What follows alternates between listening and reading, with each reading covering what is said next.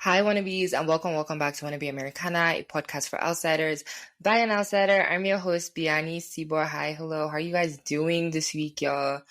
This week's episode is very gut-wrenching. I'm so sorry. But I just feel like it's something we need to talk to. And I feel like so many of us experience loss, and we experience them across borders. And it's just like you're helpless. Like there's literally nothing you could do. Most of us are not like privileged enough to be able to travel home and then travel back and go through that whole process. So this episode is for immigrants, third culture kids, international students, the outsiders, anyone who's ever felt the pain of not being able to be there when it mattered the most. It's for those who have grown up oceans away from the people they love, and those who are learning to carry grief across borders and time zones. And I really do hope that this episode helps y'all, gives you some comfort. We do have a guest who is a close family friend, Omaina Ozako, in the building. She's a licensed therapist and founder of Zakila Bakeries. And oh my gosh, I can't wait for you guys to just hear how wise she is, you guys. And she has experienced loss like this before she even left across the oceans and while she was there. And she's going to share just her experiences, how she's coping and dealing with it. Oh my gosh, I'm so sorry. I'm saying this after I already recorded the episode with her. Y'all will find out. But I do hope this episode helps, someone out there and, let you know you're not alone. I think this is a topic that we need to talk about more often. So that's why we're here. But let's get right into the episode. Not you trying to be more American than the American. Why are you faking your accent? It's not even your country for real. They're so funny. They think if they play American enough, they will be You're American. actually such a wannabe. How has it been just being in this space without your dad? Yeah, it's an interesting perspective. Maybe for context for the folks who are listening. So it's going to be 12 years next month, which is crazy. But I lost my dad in 2013. So it was just around the time when I was writing my work. And it was like, I literally think it was maybe a week before or something. Like I was literally just about to write exams. So I went to boarding school, and my boarding school was 4 hours away from Lagos. And so very randomly one day my mom showed up and I was like, what's going on? And she showed up with like my cousin and like an uncle. So I was very confused. But what she had said was, oh, my dad had some friends they were visiting, which again, like anybody that knew my dad knows that is not a very, like it wasn't an out there and like it was very believable. So we're like, okay, bet. And she picked my brother and I up and then we went to the hotel. So hours had passed now and, daddy has not shown up. So we were a bit confused. And then eventually at some point that night, my mom sits us both down and is like, I couldn't even tell you like what she said. I just remember the after effect of just being confused. And I remember one of my first, because we got to the hotel and then another one of my aunts was there. So it was like maybe her and like 4 other people. And I remember just being so confused, but I remember one of my first thoughts was like, is she okay? Like, who is with her? Because obviously my brother and I were not at home. And so we didn't have midterms or anything. So when we went to school for like 3 months at a time. So I was like, is she okay? Like, who is at home?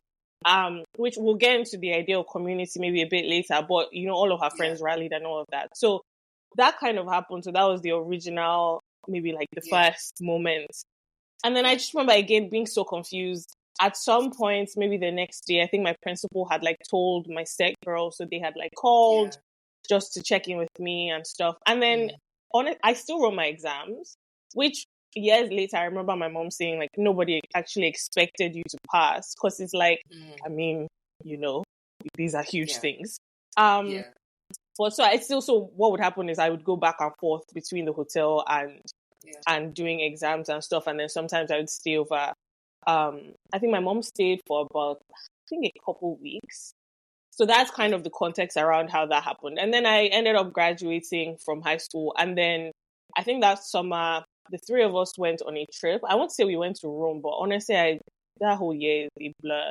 And then when we came back, my brother went back to school and then I was home. So I got admission to go to school in the States, but I wasn't leaving till the January after. So I was home for about 4 months, I guess. So I went to SAT school. I think my mom just needed me to be in something because honestly, at that point, I had the admission. So the SAT school was not necessarily needed.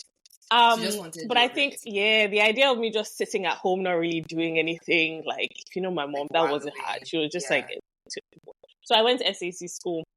So at least that was something I was doing like every day. Yeah. So it was an interesting time. I mean, we still lived in the same house, but again, even that house itself, like I only was at that house the total of maybe like 4 months in the year, because again, we were gone at school for so long. And then that fall also, my cousin and her husband were staying with us. So it was nice because at least it wasn't just me and my mom at home. And then I went to school in the January, and fast forward now, like 11 years later, which is crazy. But all of those 11 years I have lived abroad. I'm guessing when all this was happening, you weren't processing like what was going on. Like you were just present. I wouldn't even say presence. I think I was just floating, because so one thing about me is I have a very, very good ability to compartmentalize. And I think I always did, but definitely that experience has skyrocketed it. So I wouldn't say I was present, but I wouldn't say I was not present, because I still have some very good memories from that time. Just around, like, my friends were just so amazing. Like, my set girls were just so amazing. And I oftentimes say, I mean, we've all now spread around different parts of the world, but I oftentimes say that I wouldn't have been able to get through that experience if it wasn't for them. Like, fundamentally, I wouldn't have been able to, because the way they rallied, I wouldn't even be able to explain it to you. Because again, like, how do you begin to even on that, like, even thinking about it now, it feels like almost like it's not my life. Maybe because, like, at this point, I'm honestly so far removed. Because even after the conversation we had, when I was thinking about it, it's like 12 years is a really long time. Like, it's a really long time. So, was I present? Sure. Have I been present since? I mean, like, we're physically present. Like, that's... Yeah, I was there. I was doing the things. Yeah. Yeah, I was doing the things. So I took the exams. I actually did fairly well. I graduated, I remember that trip to Rome, though, was really hard for me, because I don't think I was present. Because I had this thing when I was a teenager, like, now my therapist brain would probably say, it was anxiety manifesting in, like, mood swings. But, like, so it almost felt like a switch went off, and I couldn't control when the switch was on or off. And that was happening, like, pre my dad dying. But I think after, obviously, like, it was so... But the thing is, my mom and my brother, loved them, but I don't know if they necessarily understood what was going on. So it just seemed like Omaina was being moody. Which, I mean, even before my dad died, like, that was just a thing, like, Omaina was being moody. And it was something that was really hard for me to explain. Was just like a switch went off in my brain and I couldn't turn it back on for the life of me. So I just wasn't there. And it's such a stark difference from my normal presentation that I can see how they would have just said, oh man, I was being moody. And I remember being moody for a lot of that trip to Rome. And maybe my mom and my brother might say that I was a downer. I put words in their mouth because they both probably will listen to this. But I remember, that trip was just like, I don't know. Even sometimes now, I'm not sure if I am still, like, there's certain times in my life or seasons in my life where I'm like, I'm physically present here, but I don't know how much, like, emotionally or mentally so. I understand that. I do have those moments where I'm just like, the best I'm doing is just being here, dude. Like, everything else, I can't give you more than just being here. So, yeah, I completely understand that. But I do want to ask, because I don't know, I worry, like, when my mom is sad, I'm sad. Like, I feel that woman's emotions, like, they're my emotions. So, like, when you were leaving, were you, like, scared for your mom or, like, worried for her, like, when you were leaving, or were you feeling guilty at any time, like, leaving? I don't think I've ever thought of that. I would say no, only because, I don't know if, obviously, like, it was sad to leave, but I think because at that point, like, I had been in boarding school for 6 years, so, like, leaving was a constant in my life. Like, that would have been, like, my 6th year of going to school. But I think because coming back for, like, the funeral and stuff, my mom had her friends and they lived in the house, like, on and off. So, like, they took turns living in the house. So she was actually never alone. And so I think seeing that from the get-go was, like, a source of comfort for me, knowing that she wasn't on her own. Are there times when you felt like people are walking on eggshells around you? because they didn't want to like say the wrong thing or. I think it's very human. I mean, what do you actually say to someone who's, who has just had this like devastating? So like there were times in the beginning, I would say like people in school, so like other people in other sets. It was weird because again, like my school wasn't huge, right? So like people knew each other, and then it was me and then my brother. So like it was me and everybody that knew me, but there was my brother and everybody that knew him. So everybody knew what was going on. Again, I was in class, like I was in SS3. So again, like I was like a prefect, I was like, everybody knew what was going on. So I would say like maybe like my juniors and stuff sometimes didn't necessarily know what to say. But I think it's in general, like folks just don't know. Like I kind of like even me sometimes when my friends are like navigating things, sometimes you just don't know what to say. I think now what I realize is in those moments, people just need you to be present more than anything else. Like it's not necessarily about what you say, because people don't remember. There's this like Maya Angelou quote that like people don't remember what you say, but they remember how you make them feel, or something like that. At the end of the day, with any kind of loss, the most important thing for you to do for those in your life is just to be present. Because sometimes I don't know what I need. I don't know what I want. I can't maybe express it. But it's nice knowing that there's somebody there. And I know we were talking about like normalcy, like with someone who is grieving. Like people be like, "Oh, we're sorry for your loss," so don't worry, God will. There's a reason for everything. Oh my gosh! Which other statements do people be saying? Time will heal all wounds, and they are the pleasantries. They are not necessary. Let me be the one to say this now. They are not necessary. I know that there's a reason for everything. I don't need to hear it from you. And I get the thing is, again, I guess why you are saying it, because you truly like you believe it. But I also do. So that's not. But again, it comes from this, I think, anxiety that folks have because they don't know what to say. And it's like sometimes you can't just be quiet. Yeah, but we could actually just talk about the weather. Oh, and I think that for me, that was it. It was like the nicest times were the times where I didn't have to think about it. Because like, I'm thinking about it all the time anyway. So like, it's nice for us to just like, be talking about boys. I don't know. Do you understand? Or maybe talk about like anything but reminding me of literally the loss. Like let's just, because you don't want to feel like people are just looking at you and thinking, oh, that's the babe whose dad died. Oh, that's the guy who lost his mom. Like you don't want to be that. And I also feel like that pity as well. Like I don't feel like people who lose people, they want to experience the pity. Like yes, my dad died, but like in my own case, obviously I don't know anything about this, so I wouldn't want that to be like, oh, it's because her dad died. Like everything is because her dad died, or like that's how I would see. Like I want to still be able to move on, right? I don't want to be continuously reminded, like, oh, she's moody because her dad died. Yeah, she's I mean, I could be on my period. That's why I'm moody. Like, not necessarily because my dad died. You know what I'm saying? So that's how. And there was almost this unspoken, at least maybe it was unspoken to me. I might have to ask Amman and see what he thought.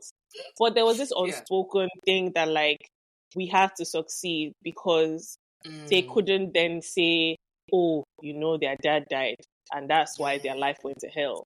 So it was like there was this unspoken pressure, and I don't think I've ever actually spoken about this before, but it felt like there was this unspoken pressure that like we had to do well in school. Like we couldn't be just roughhousing around. Because I mean, also now she was a single parent making all these sacrifices for us to go to school abroad, right? And living a life she didn't think she would be living. And so with all the sacrifices she was making and with the way Nigerians are, like there was this unspoken pressure that we had to do well. Because they couldn't say it was because my dad died that, we now started to misbehave or we started to whatever. It just sucks that, like, the way people think sometimes. Because it's like, I can't even grieve in peace. Because if I'm grieving for too long, it's like, okay, girl, like, are we going to move on? Or like, because, okay, at the end of the day, like, we do understand that, like, even though people die, like life still goes on, right? But I feel like at least in this generation, like people are so insensitive, in my opinion, to like certain things that happen, and they just like assume the worst. And I'm like, why don't we all just keep our opinions to ourselves? Keep our eyes closed, because even if they don't say it with their mouth, they will say it with their face. Like, why everybody just close their eyes, cover their face, and just be quiet, and let me just do me. I think we swung the pendulum too much to the other side. And I mean, I have so many thoughts on this. But it was like, there were generations before us that never used to speak about things, right? So everything was hush-hush, Yes. And what oftentimes happens when there's a societal shift is that the pendulum swings all the way to the other side before it has time to kind of course correct and find balance. So I think what we are seeing with Gen Zs, and I think Alpha is the next generation after, is that we swung. So we swung from caring what everybody thought to a degree to not caring at all. But that's not the solution. Like, there is a middle ground, because at the end of the day, we're human beings. So we're fundamentally going to care what other people think. But I think what happened was the generations before us cared too much. And the generation, at least I'm a cusper. So I'm like the cusp of millennial and Gen Z. So the generation, I guess, after me cares too little. And I think what has happened then is we've lost community. And I see it happen all the time.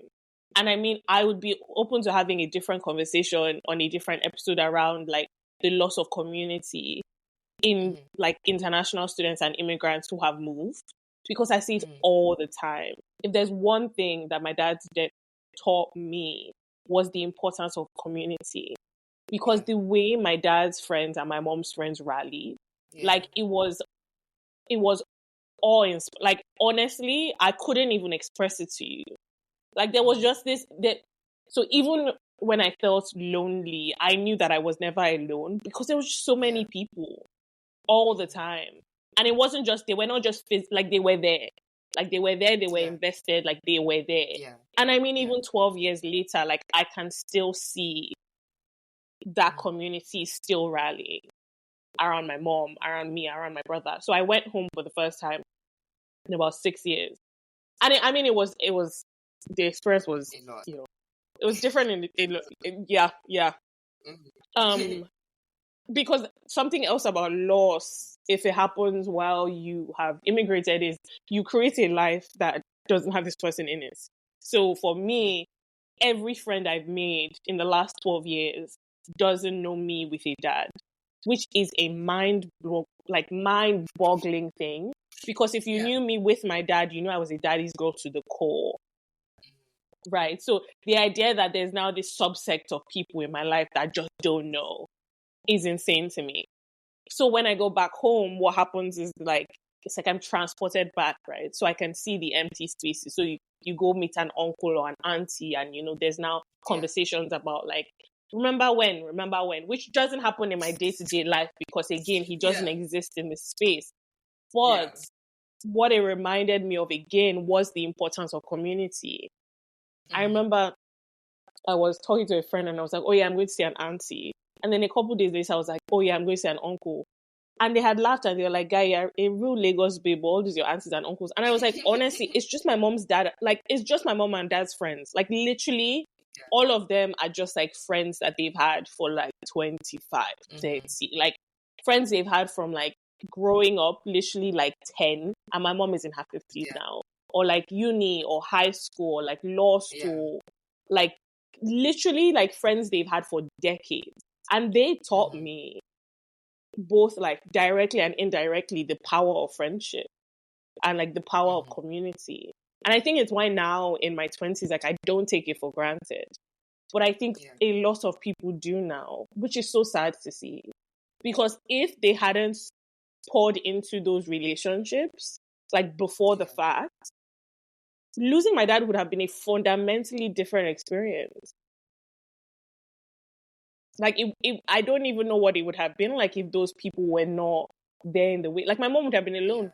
Because, like, who's good? Like, these friends were friends who had families of their own. Like, it's not like they were just single and had nothing to do. Like, they had husbands and children.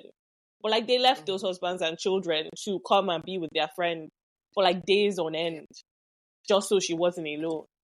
And so it's like that legacy of the importance of community and friendship like follows me in my life. And it's why I'm really intentional about the relationships I make, because I know how important they are. If you pour into them, you will reap. What was one thing that you felt that you didn't expect to feel like when you came back? Longing. Maybe for the first time, I was like, I have never been the person to think about moving back home. It's never a thing for me. Even my friends would talk about it. I'm like, what are you talking about? Please. Girl, me too. But I'm here. But for the first time ever, I was like, you know what? Like, this could be a thing. And I think it's the longing for connection. Because I don't know, like life abroad just moves very quickly and we end up not having time because they're just hustling all the time. You're hustling all the time, but a lot of people are still living paycheck to paycheck. So at the end of the day, you look up and you realize, like, to what end? And so the thing about going back home for the first time in 6 years was I was in Ghana volunteering for 3 months before that. So it was a really interesting experience because life was very simple. So I very intentionally use the word simple. Not that it was easy. I mean, life is life. So, life lives. Yeah. But it was simple in the sense that, like, all the noise was gone. So it was like I was doing work that I liked. I had access to good food. The people there were amazing. Like, it was just simple. So, like, we woke up, we went to work. We came home. Me and my roommate would gist. On the weekends, we explored the city. So life was simple. So then I think when I came back to Canada, so I was back in Toronto for like a week before I went back to Nigeria, that I was depressed. I was just like, I can't. Like I landed back in Toronto and it's like all my problems just like hit me like an incoming train. And so when I went back to Lagos, and again, life lives. So it's not even necessarily that life doesn't continue to life. But I think when you feel grounded and rooted in something, then you can almost withstand life lifing. Yeah. So I think there was something, again, and it's not to say I recognize the privilege in visiting home and then longing to go back home. I recognize that. Yeah. I will say that the conversations I kept having was this idea that it's hard everywhere. You just have to pick your heart. And I think after 11 years abroad, I've decided that this is not my heart. I don't think this is my heart. Well, let me not say I've decided. I don't think this is my heart. Period. So I think my heart might be something else. And now I don't know what that looks like in the next couple years, but I would say longing was probably something that because you miss so much, right? Yeah. Like my nephew is 10 now. And like, I remember when he was born, like there's a picture of me holding him and he was like 3 weeks old. Yeah. And now he's 10. Right? Like my grandpa is older. My grandma has passed since I've moved away. Like there's so many things you miss. And so, yeah, you build this life for yourself, which is great. And, it's so important that you build a life for yourself wherever it is you find yourself. But I think there is this feeling of longing. So like there were moments where I was like just so happy to be home and so happy to be. The noise was almost like calming, but then there were also moments where it was really sad because again, like being back home is a reminder of what I've lost in a way that I don't necessarily have that reminder here because again, my life here is built without those people, which is sad in and of itself. Yeah. So it's a really funny balance. Like I remember the last time I went home before this trip was 6 years ago, so sometime in 2018. I remember crashing out one day because I realized I couldn't remember my dad's voice, and for me, it was like the worst thing to ever. I was like, "This is mad. This is like stop the presses. Everybody, stop what you are doing. We need to like stop it all." Because also like literally like my dad. So at that time, like we weren't really at least I wasn't really. We weren't a very much like picture taking family. Like we did, it wasn't like a lot of videos or anything like that. So there's pictures here and there, but not that many. Especially because then my brother and I went to boarding school. So again, we weren't home that often. And then my dad didn't really go on vacations with us. So he would send me, my mom and my brother away and he would stay back. So there's not that many pictures. There's not that many videos. So I think what has now happened is I take videos of my mom all the time. Like videos, pictures. The woman is sick and tired of me. Like, but we sick. do not care. She's sick and tired. But I'm like, that's because the thing is, I realize how precious. Like, if I remember one time, it was just like she was driving, and I just took a video of her driving. Like, not the same things you did. No, and sometimes I use them for content, and sometimes I just keep them because again, because I don't want to have that happen again where it's like, I don't remember, your voice or and the thing is, I think to a certain extent is also compartmentalizing because again, I wouldn't tell you I've ever fully processed because again, everything goes into a box. And maybe that's a conversation for me and my therapist, to discuss at a different time. Yeah. But we haven't yet, ever so often, it comes up. But then it goes back into the box. Yeah, just like a little. It's like literally, it's like whack-a-mole. Yeah, okay, like I whack it. No, the thing, it's not gentle. Like it comes up and I whack it back in. Like this isn't a gentle. This isn't just like a sweetie, go back in the box. Like no, this is like right now. I don't have time for this. Life is happening. I need to right.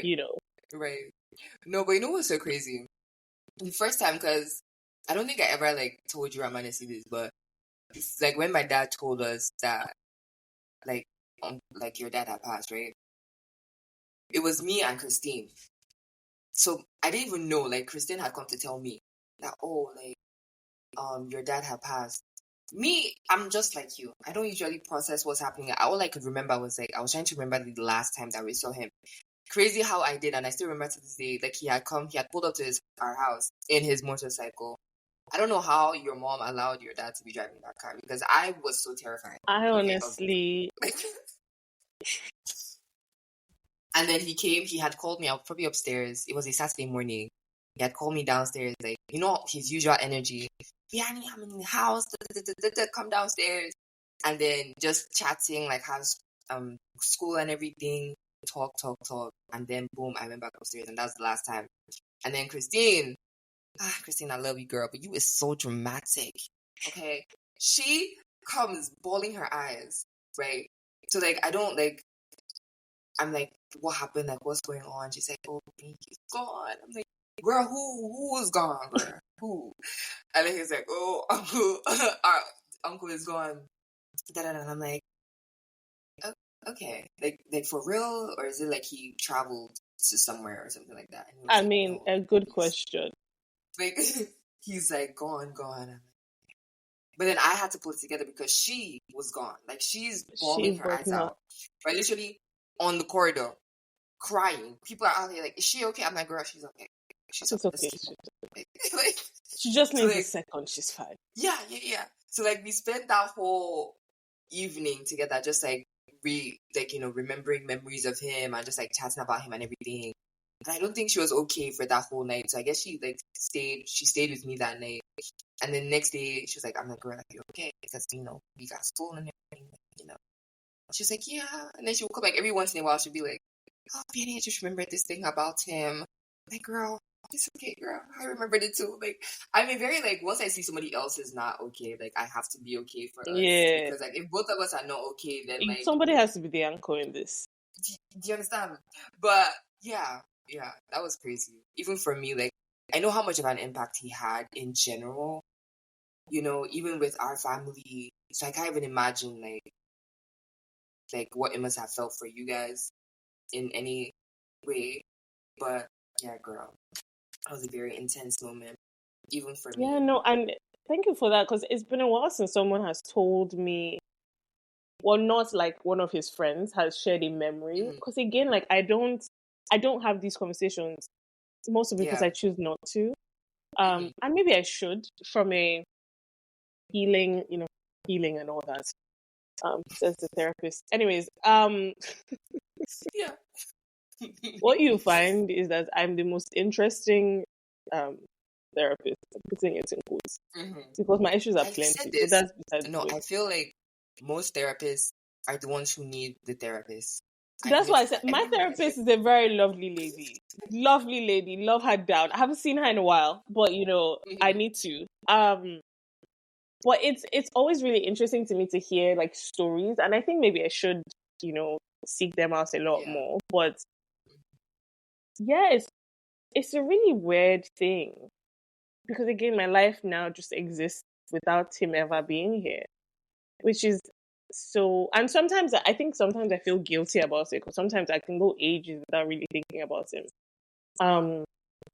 But I think that's more of a survival thing because like I can't think about him all day every day because that's not realistic. Well, yeah, I think each of us, like me, my mom, and my brother, obviously have like different experiences of it. So mine was 13, so his experience of it is very different. And then my mom, like, they had plans of what their life was going to look like when Amaya and I went to school. And I remember one of the things that she had said in her UOD speech. I don't know. I remember this so specifically was the loss she felt that this life that they had planned to have wasn't going to happen. Like all the traveling that they were going to do and all these things just wasn't going to happen anymore. And so for her, like, it's a fundamentally different experience too, because you've lost like your partner. So yeah, I mean, grief and loss. I don't know. We could go on and on and on. I think maybe the fundamental things for me were the importance of community, but also giving yourself time and space. Because you know how they say time heals all wounds. It's not necessarily like the time passing heals the wounds. Is that if you do the work, it gets a bit easier. Now the thing is, if you don't trust me, I am proof. It will slap you in ways you don't like. It will. I promise you. It will, in ways you don't appreciate. It will just slap you. And it doesn't ask for permission, just out of nowhere. Here. The same way you whacked it down is the same way it's going to whack you back. I'm telling you. Literally right in your face. So like, yeah, so there's that too, but I don't know. I mean, you take one day, like with most things, you take it one day at a time. Some days you're really in your feelings, some days you're not. And then there's other things that like you realize and really you're like, oh my gosh, like, no father daughter goes to walk way down the aisle. I might have kids one day, but that look like there's just so many other things that like come up eventually. I think the more milestones you hit after the fact, the more like, because he wasn't there for my high school graduation, for my uni graduation, my master's graduation. Well, my master's graduation was in COVID, so that doesn't count. But still, for all of those graduations, there were people there. So it wasn't like it was just the three of us. So like I remember Amani's uni graduation, my dad's best friend / cousin, one of my uncles, drove like 20 hours to Auburn for the graduation. So like it wasn't like nobody was present. So again, I think this idea of community is that I know that when I do get married, like he might not be there, but they will all rally. Because even like my friend, so one of my family friends, it really like she's like my older sister got married in December. That's why I went home. And even at her reception, because my dad and his dad were best friends in their 20s, a lot of my dad's friends were there. So it was a really interesting experience because at some point I was like bawling my eyes out because my mom was like, "Oh, this is one of your dad's friends. This is one of your dad's friends." And again, it was just this reminder of like he would have been here and loud and everywhere. But then there were just these semblances of. So I know that when I do in fact get married, they will all pull up. The naming ceremony, the christening, like all those things. I know they will pull up. And it's comforting. But then I mean, it's a consolation prize because what I would really want. No, I mean it is. It's like it's comforting and it's lovely, and I love my uncles and my aunties. But like, what I would really want is, if you were there, that would be nice. If you can't tell, I avoid my feelings with laughter. So, these are things. I just want your listeners to know I'm being very vulnerable here. This doesn't happen on a day-to-day basis. We do. We were talking last time we were having a conversation. You said that you lost your grandma. So like you lost your dad when you were still in Nigeria, but it was still like a loss because you were far away from home, but in Nigeria, but like maybe in a different state, right? But this time you lost your grandma when you were actually abroad.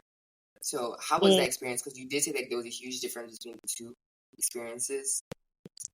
Yeah, because like again, compartmentalizing. So have I processed for like 2 years? Have I processed? No, but for the benefits of this conversation, I'm willing to go there.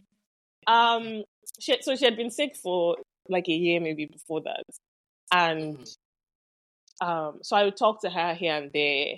And then one day my mom just called me. I had just moved to Toronto. I was still staying with a friend. My mom just called me and was like, "Are you sitting?" I think she said, "Are you sitting down or something?" I don't even remember.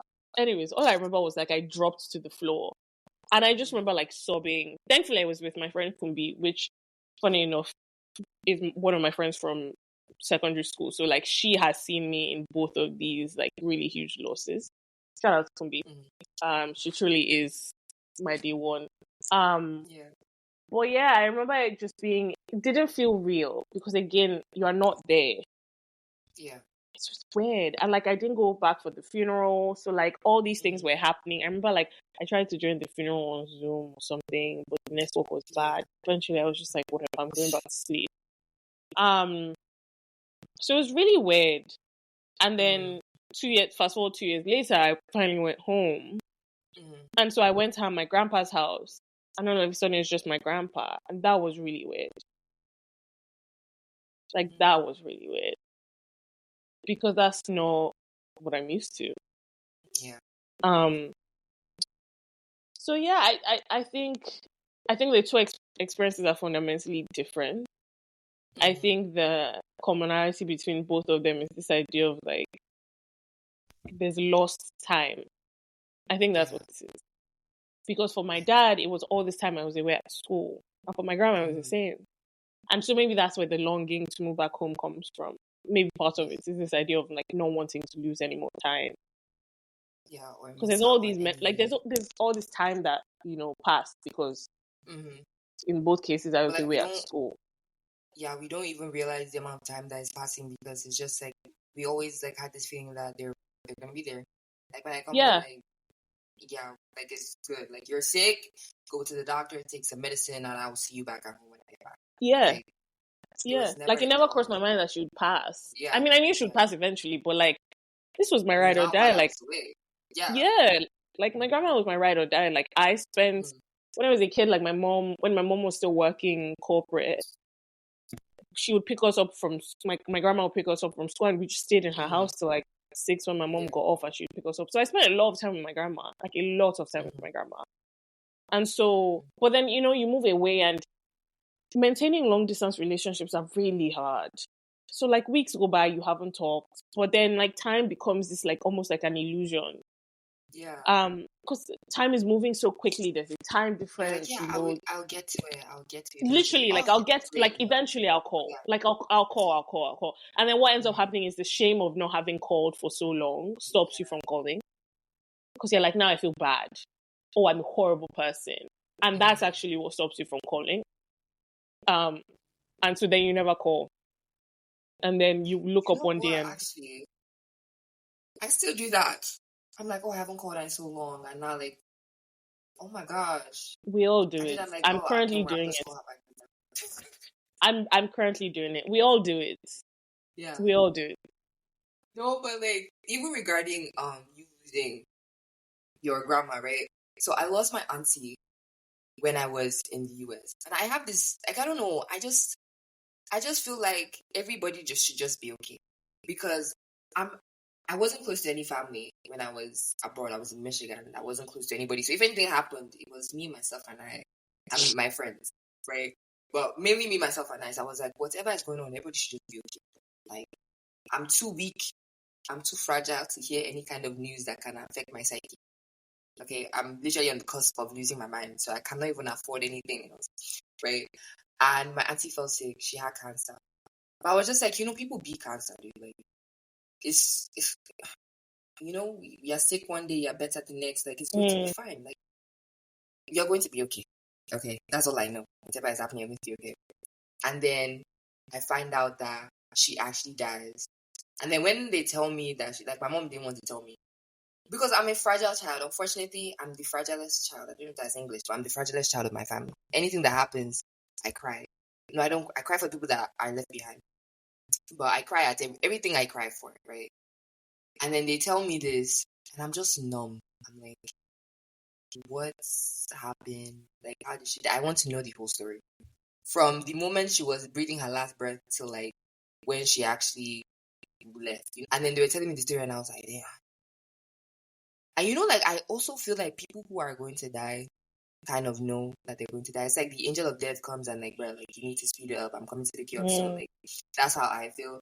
And like my dad was telling me the story of like like my dad was telling me the story of like everything that happened and I was like, she knew she was going to die and like she had already accepted it and everything.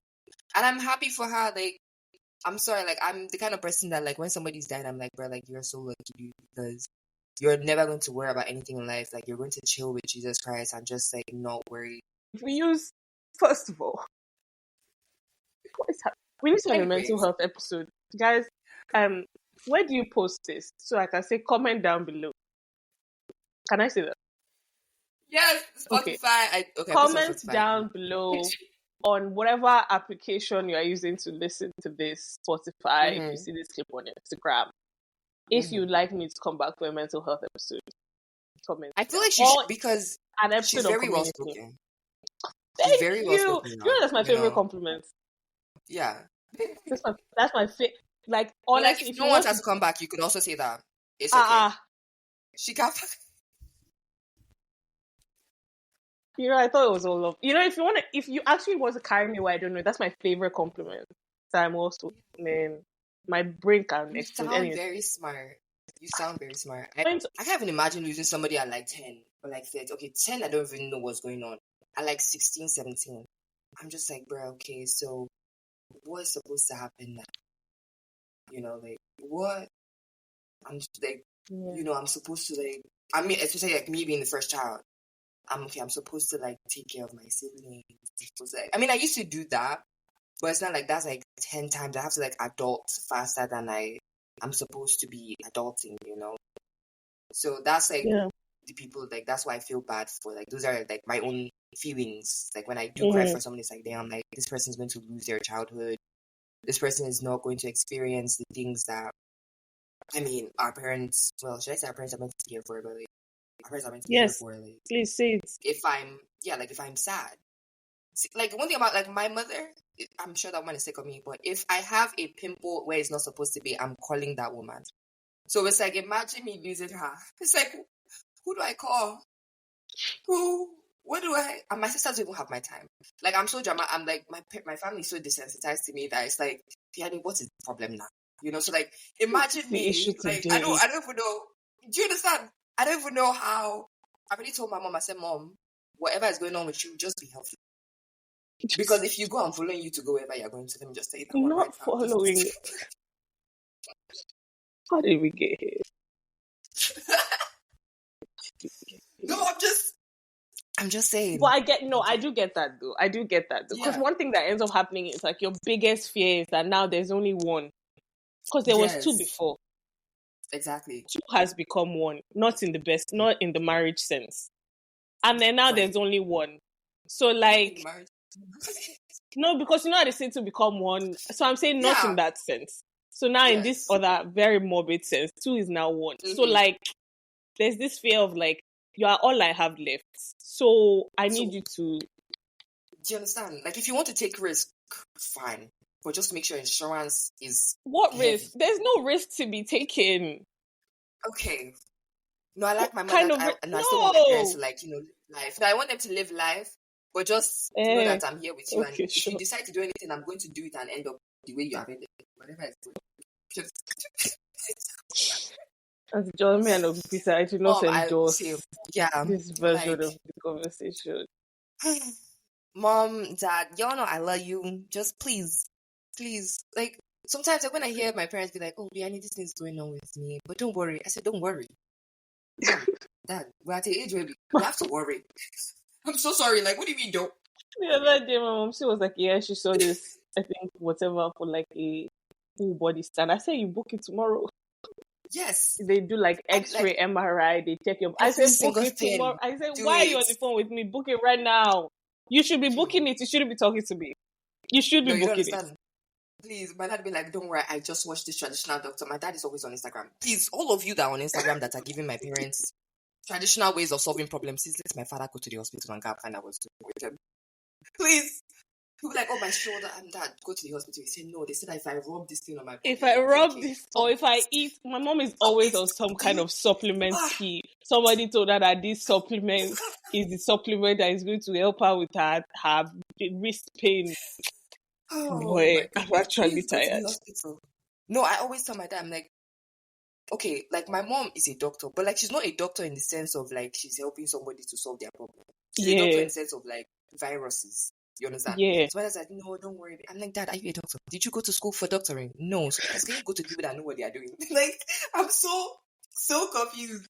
So confused. But the prayer is that our parents shall live long enough. Like, I just want them to live long enough for me to spoil them.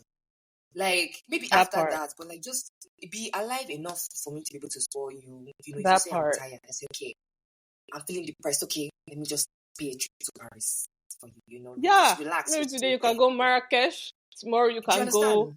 I don't know, Zanzibar. You know, they'll be like, Biani, I'm really liking Paris. Don't worry, take it all. Take it all around the whole of Take Paris. it. You can be there 3 You understand? weeks.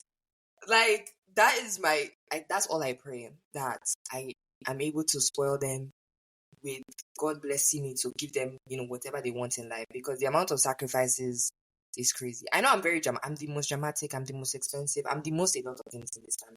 Okay? So I need to be able to times 10 it for them. Which So everybody whatever is listening happening. already thinks is crazy because you are the firstborn, and usually it's not that way. Yeah. You know, people ask me, am I the last child? I'm like, I wish. You do give lastborn energy, which is so interesting. You give lastborn energy. Which anybody that is not listening doesn't know. Biani is the first child. She is the first. She is the oldest in her family. There's 2 after her. She is the oldest, if you are wondering. No, but I think I do the things. Okay, this is how I cope with being the first child. The trauma of being the first child. This is what has become. Okay, so everybody's dealing with their own way. This is how I deal with my health. So, honestly, as a fellow firstborn daughter, everybody got to deal with it the way they got to deal with it. For someone who is grieving from a distance right now, what would you tell them? You're not alone. It might feel like that because it oftentimes does, but you're not. Hopefully you have sown into relationships in your life, even if it's just the one. So rely on people in your life. I know sometimes it feels like you don't want to be a bummer, you don't want to burden people in your life, but I read something, I watched a TikTok, and it was like, give the people in your life the opportunity to care for you. Because when you don't, you're actually taking away from them. Yeah. So sometimes we think of it like I'm burdening you, but when I don't give my friends the opportunity to be there for me, I'm taking something away from them. Yeah. So I think when you look at it that way, it makes it less about you and more about them. So give the people in your life the opportunity to be there for you, because you can't do this thing by yourself. Like, fundamentally, it's actually not possible.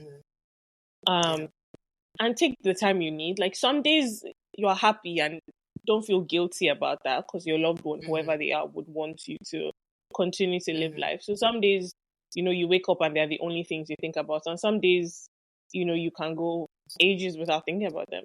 And that's okay too. Life continues to life. So you're not alone. Rely on the people in your life and live your life intentionally. Like, romanticize the little things. The coffee, the tiny little coffee in the morning. I think it's so important because you realize that, like, life is so fleeting. And so we oftentimes wait for the big moments. Like, when this happens, then I will do. And I think what I've realized in my life is that you can't wait for the when. So whatever that thing is, and you just have to do it. And again, like, it doesn't have to be something huge. Like, you know, you've always wanted to travel, you don't have the money to travel, then take a day trip, right? Like, it doesn't have to be the huge thing, or like you and your friend, right? Like, and the thing is, again, it literally can just be a 2-hour trip somewhere or the other. Like, you and your friend have been talking about going to that coffee shop, just book it. You know, you've been saying you want to start creating, like, whatever it is, like, just do it. Because at the end of the day, like, life, that is the only constant, is that life for life. So I think we have to be intentional about how we engage with it. And know that, you know, they're always with you. in whatever capacity that looks like. And hold on to the people that you have left and don't allow time to pass saying, I'll call them. If you want me to come back, spam Biani's DMs. Should we do like a poll on Spotify? Because they have a Sure. poll. Do you want her to come back? If you want her to come back, say aye. No. Say yes. And if you don't want her to come back, say no. Anybody that says no. Anybody that says no, just know that God is watching you. Just know that God is watching you. Oh my gosh. No, but thank you so much for being so vulnerable on here, because I know this is, as a compartmentalizer, this is huge. It's a big step for you and for the podcast too. So we do appreciate you for sharing, your 2 cents and sharing your story as well. And hopefully you come back